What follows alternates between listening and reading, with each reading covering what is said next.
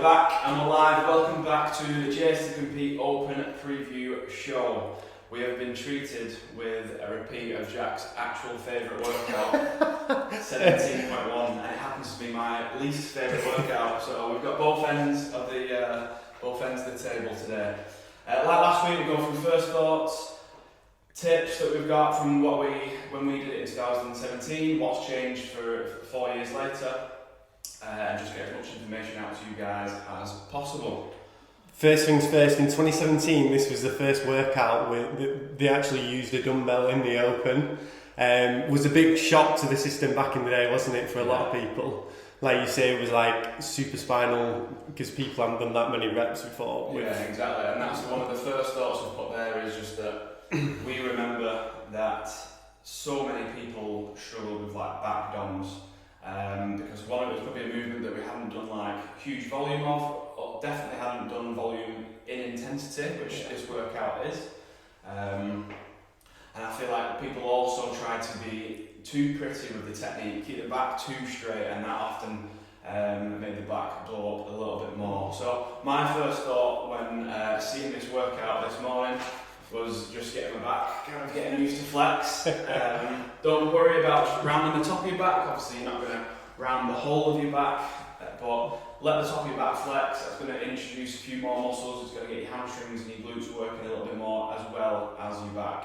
So just keeping a really tight, straight back is just going to fire up your lower back, which isn't going to be fun when you then go into the burpee box jump overs as well. I'm going to go on to this suck it up now. It's one of them where you know it's going to hurt. If you've done it before, you definitely already know that. But it's just one of them, you've got to grind through it. It's a grinding workout. Just manage your heart rate early on, and then towards the end, try and empty the tank with whatever you've got left. Yeah, a good one to kind of revert back to. We often do a lot of low skill capacity tests, for example, 10-minute max cal assault bike, or 5k row for time, or 20-minute max watts bike. And it's very much just low skill, and it's just pretty intense from the get-go, and it's just sticking it out for that whole duration. Now this is a similar time duration. Fastest time is going to be in around 10, and we've got all the way up to the cap at 20. So highlight which kind of time frame that you're potentially going to be in, and then relate that to those low skill tests that we often use in the program. Yeah. Go back to the first point here, standards again. Well, I said standards last time, and myself, Jack, and everyone else we coached, we didn't do the standards on the first time. So there has been a little stipulation.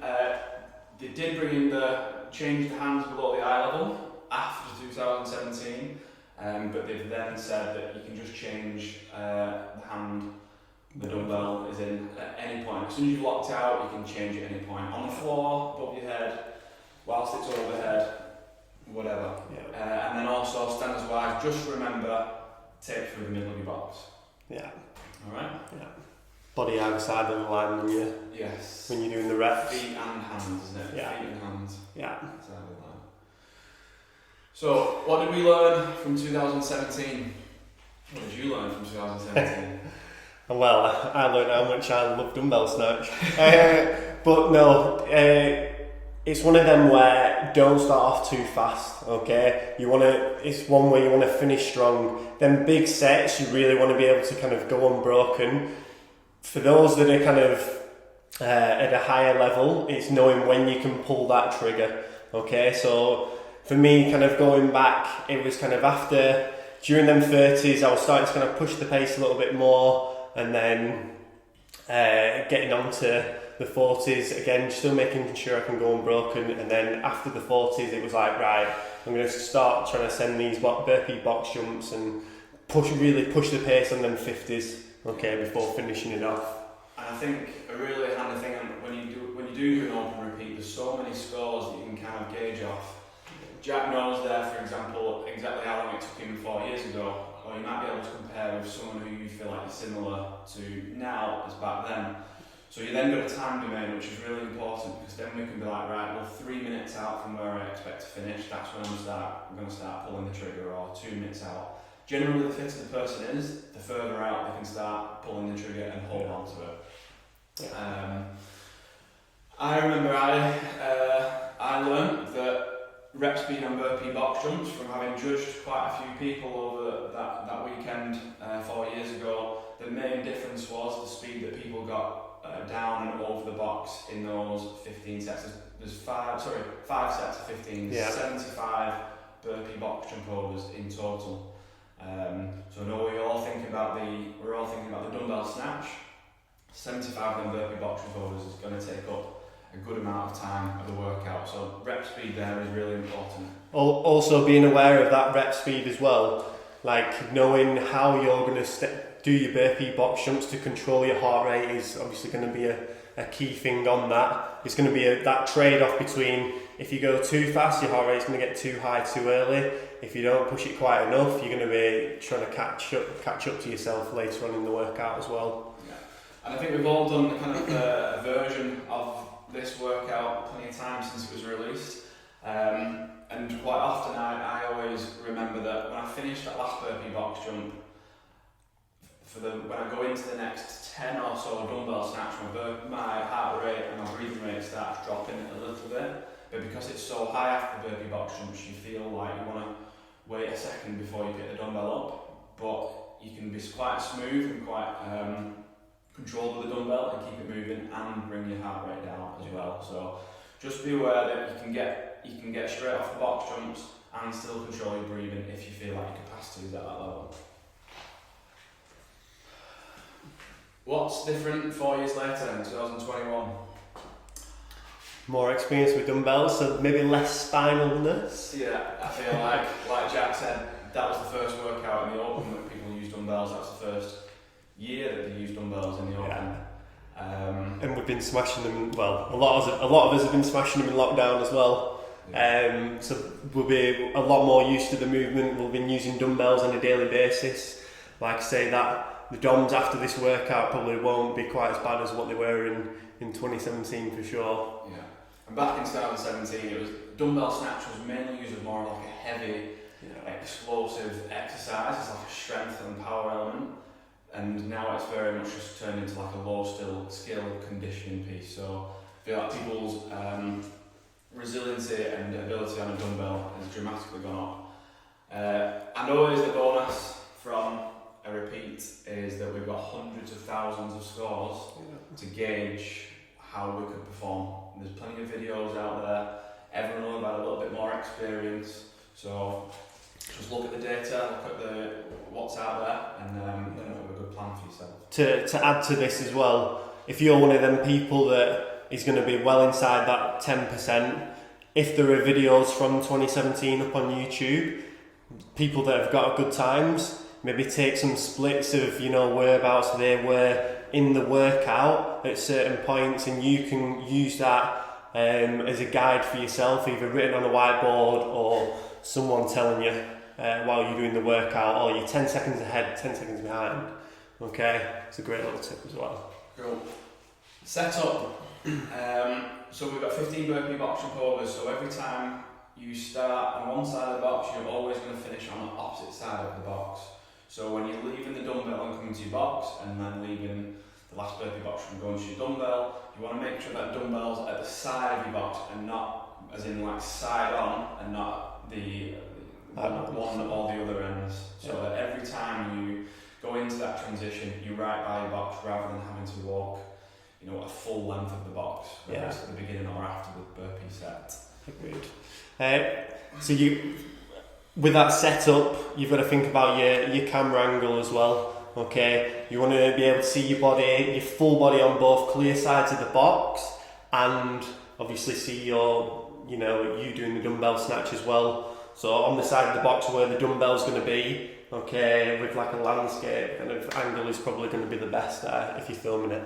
I remember we went quite high, looking down with the camera angle, rather than trying to stay low. So when you go low and then you get the box in the way, it's quite hard to get both sides of the box, but high, you can see over the box. So if you do have the ability to put your camera up high, I remember we put it on the rig a few years ago, then that's an option too. Pacing for different abilities. Do you want to take beginners? Yeah.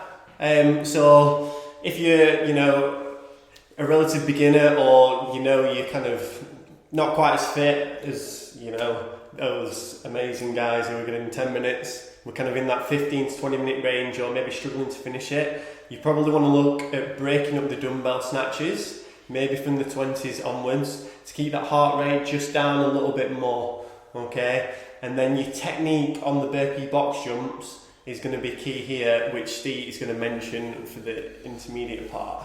Yeah, and just to touch in the beginners, is just, if you are the 20 you're going to be time caps, you feel like you're going to be high end of the time caps, or either just finishing or just not. It's 20 minutes, it's a long time. Yeah. Don't start on the first minute like a hero, because it's just going to make that 20 minutes be even longer. Yeah. So just ease yourself into the workout. Don't put the pressure on yourself. If you are a beginner, to be able to start as fast as possible and get kind of drawn into the hype. Like you said before, think of that 5k row. If you've done one, how would you pace that? You wouldn't send it in the first minute, like Steve said. Play the long game. Okay. Yeah, burpee technique for the intermediate. So when we say intermediate, we're saying kind of like 15 minutes to 20 minutes. So finishing it, but up towards that time cap. This is definitely something where we want to try and stay as efficient and relaxed as possible. So how I describe it to my athletes is just try and do the rep with a decent speed with minimal effort. So your body's just kind of relaxed through the whole of the rep. A little bit how I explained with the wall walks last week, where your body's just staying relaxed. You're not trying to stay super tight and just like ping off the floor and push off aggressively, but you are just continuously moving. So you're doing as little effort as possible to get that burpee whilst still doing the burpee. So stepping up onto one leg, keeping low, stepping onto the box. It's 2 feet on top. Yeah. It's 2 feet on top of the box, remember? And then stepping off the box and staying low. It's going to save a lot more energy than jumping up out of the burpee, and then even if you're stepping up tall, and then jumping off. There's just a lot more movement going on for the same kind of movement standards that you're completing. So just stay as low and relaxed as possible. And if you are an intermediate guy or girl, then I would definitely just highlight kind of like what's a big set for you on a dumbbell snatch. Is hitting 30 unbroken really going to fire your heart rate up? If it is, then maybe go 215s, same for 20s, maybe do 210s, and just make sure you're staying super consistent throughout the whole workout and you're minimising that drop off as you go. Yeah. I'm going to hand you over to the guy who got the best score in the UK last year to talk about elite. I don't actually know if that's true. I think it is. Is it? Isn't that? I don't know. I'm not going to claim that right now because I don't know. So like I said before, it's kind of knowing when to pull the trigger, okay? We're definitely going unbroken. It's going to be, how much can we push them burpee box jumps or keep a consistent pace.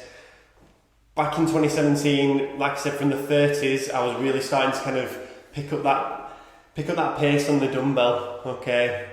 So I was using the dumbbell up to that point to kind of recover a little bit. And then after that, I was kind of like, right, it's time to go now. Start to push that pace on the dumbbell. Okay, let's start to speed up that cycle speed on the dumbbell. So, I wasn't able to recover on the dumbbell. My heart rate was starting to kind of creep up from that midpoint of the workout onwards.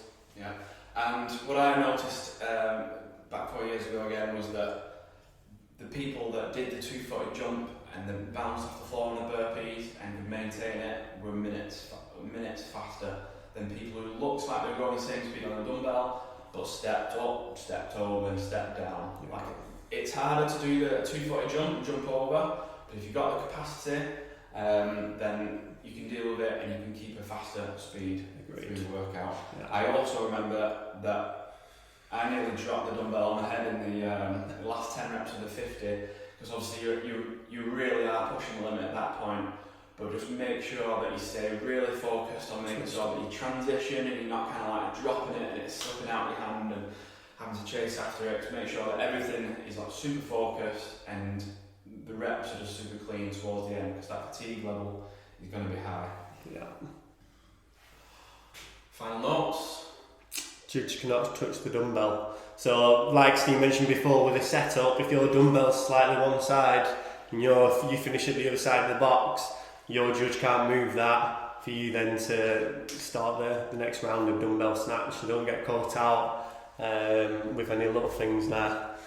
And the last thing from me is if we're redoing, let's make sure that when we finish the workout, maybe don't accept that you're going to redo before you do the first attempt, but if you know kind of like straight after finishing or pretty soon that you're going to redo, then get yourself flushed out as soon as possible. Don't just go and sit down and just leave training for the rest of the day. Flush everything out, get your mobility in, get your back moving, maybe get a little bit of aerobic work. Guys on the programme, there's some stuff in there for you to do after to make sure you're feeling good for tomorrow's training. And then make some notes of your split times that you do today or on your first attempt, and make notes of how you're going to beat that split time if you do redo. I think that's everything from us. That's all, thanks. I'm going to quickly check the Instagram live, see if there's a question. Any questions? Oh gosh, this is hard to scroll. No questions. No? Oh, All good? completed it, mate. Right, we're on. Well, enjoy this one, guys. I know we will. Fucking love this workout.